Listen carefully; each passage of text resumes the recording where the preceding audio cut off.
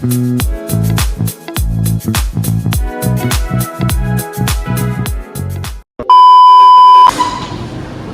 Ibu-Ibu, Assalamualaikum warahmatullahi wabarakatuh. Selamat pagi Ibu-Ibu. Waalaikumsalam warahmatullahi wabarakatuh. Bagaimana kabarnya hari ini Ibu-Ibu? Alhamdulillah baik. Baik Ibu, perkenalkan saya Marsa, mahasiswa dari Stikes Gunusari yang melakukan kegiatan penyuluhan kesehatan pada hari ini kepada Ibu-Ibu. Nah, pada kesempatan ini Ibu-Ibu, saya berdiri di sini. Saya akan melakukan penyuluhan kegiatan terkait bahaya ispa. Nah, di mana penyakit ini rentan terjadi di kalangan anak-anak, dewasa maupun lansia.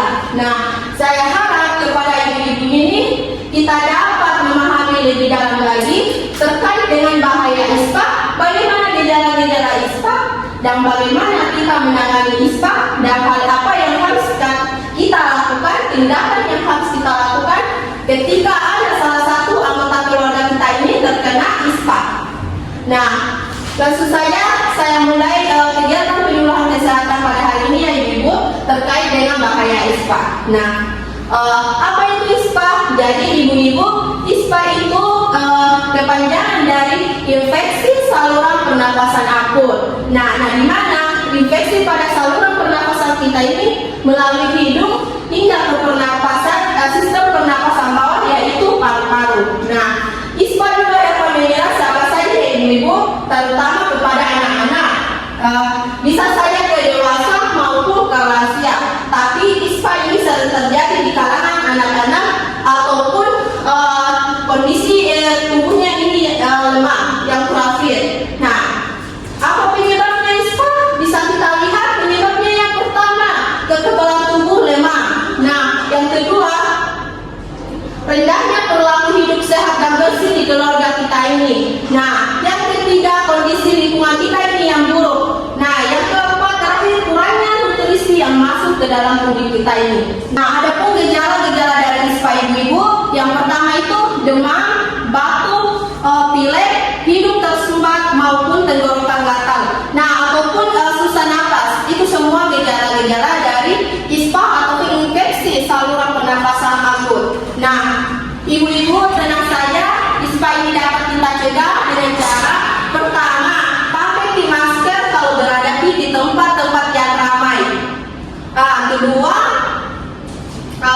cuci tangan sebelum kita melakukan aktivitas apapun itu ya Ibu. Misalnya kalau sebelum kita makan, kita harus cuci tangan terlebih dahulu agar kita tidak terkena virus-virus ataupun bakteri-bakteri yang tidak kita inginkan ini masuk ke dalam tubuh kita.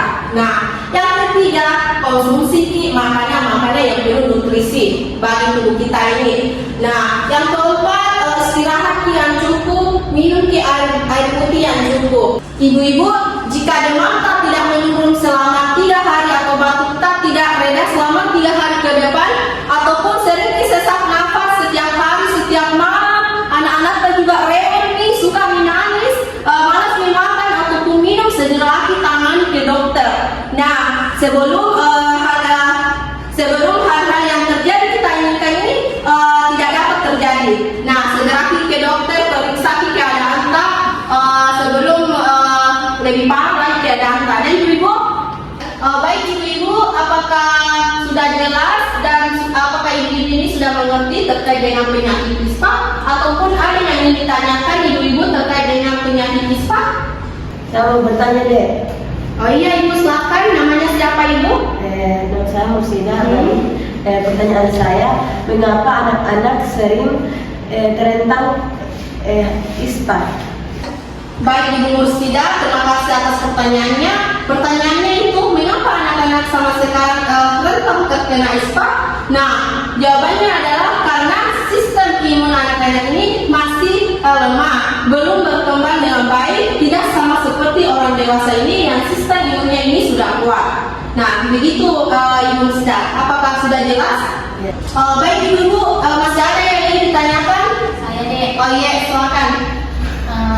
Perkenalkan, saya atas nama Dewi Siva. Saya ingin bertanya, apa yang harus dilakukan lakukan jika mengalami gejala ISPA? Baik Ibu Syifa, terima kasih atas pertanyaannya. Pertanyaannya itu tindakan apa sih yang harus kita lakukan jika kita terkena penyakit ISPA? Nah, seperti saya sudah jelaskan tadi Bu, kita harus pakai masker kalau berada di tempat-tempat yang ramai. Nah, cuci tangan sebelum melakukan aktivitas apapun itu. Dan lebih penting konsumsi makanan-makanan yang sehat penuh dengan nutrisi ataupun minum air yang cukup. Nah, ataupun lebih penting lagi istirahat yang cukup. Nah, begitu akhirnya Ibu Syifa, apakah sudah mengerti dan paham terkait pencegahan ISPA? Ya, saya mengerti. Baik, terima kasih Bu. Baik Ibu-ibu, terima kasih atas waktunya. Itu saja, sampai di situ saja penyuluhan yang dapat saya sampaikan terkait dengan penyakit ISPA. Kurang dan lebihnya Ibu mohon dimaafkan. Semoga materi yang dapat saya sampaikan tadi bisa bermanfaat bagi kita semua ya Ibu-ibu. Ya, amin.